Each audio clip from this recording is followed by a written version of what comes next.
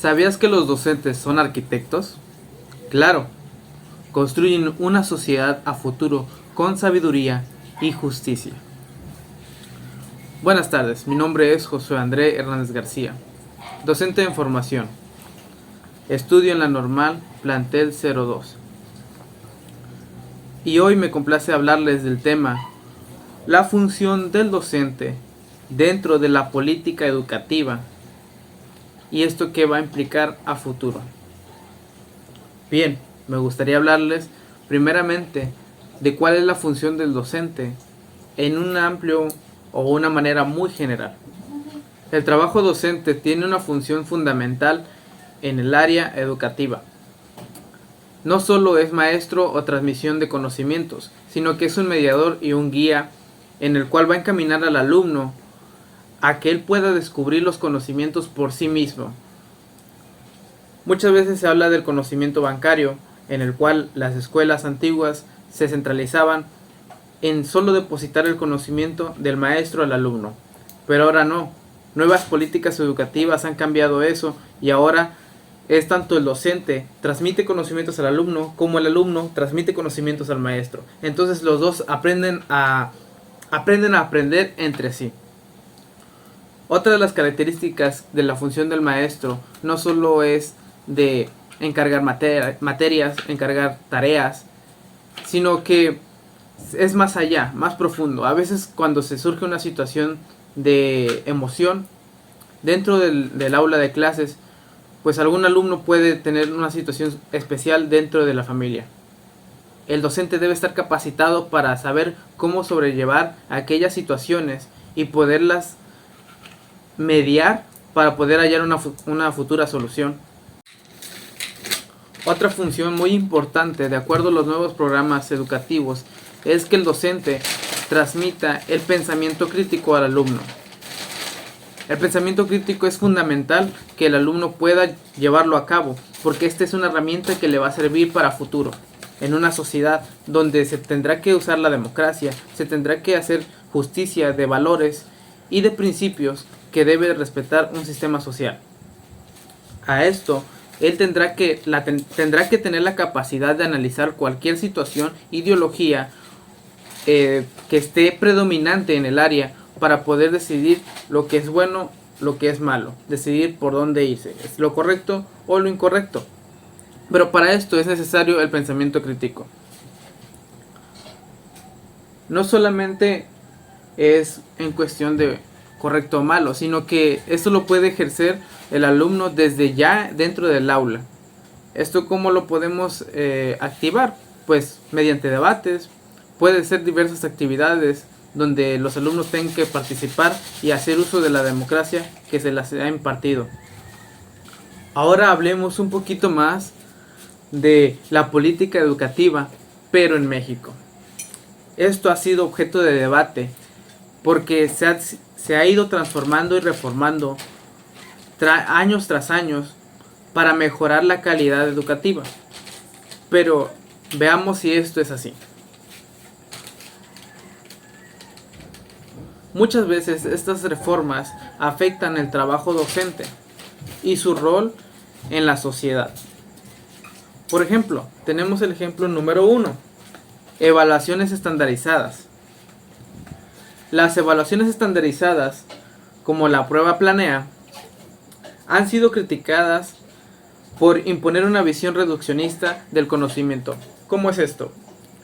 Pues sí, por lo general cuando vas a calificar o estandarizar un conocimiento, suele ponerse un examen. Pero de acuerdo a las nuevas reformas, esto quedó en el pasado. Un examen no define el conocimiento que tiene una persona o las capacidades de que esta persona pueda obtener a lo largo de un curso.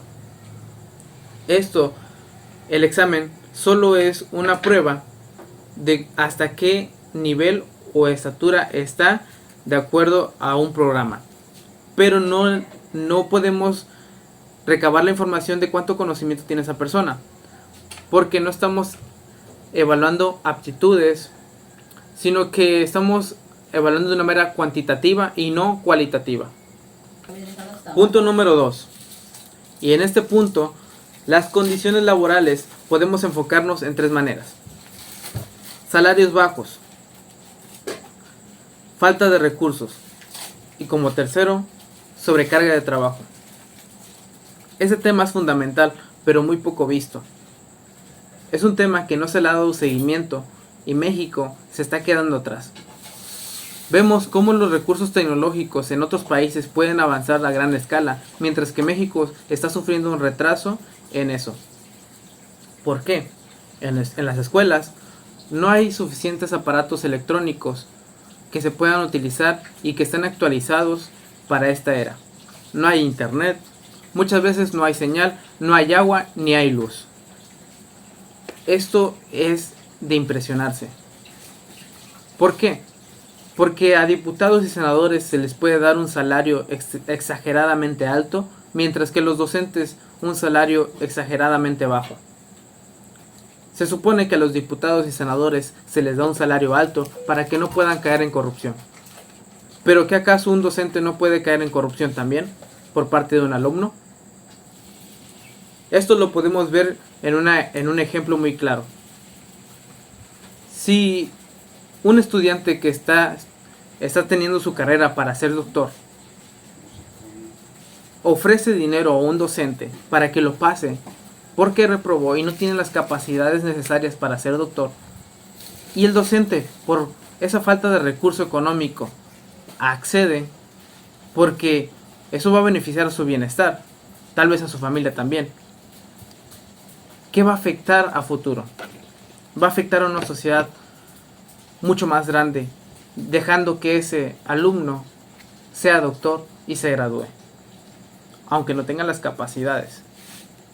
Eso es un grave problema, pero que México lamentablemente no lo ha querido resolver. Punto número 3. Formación y profesionalización docente. Esto lleva de la mano a que el docente titular debe de actualizarse. ¿Pero por qué es importante esto? Pues como vemos, el entorno va cambiando constantemente. Las dificultades y problemáticas van cambiando también.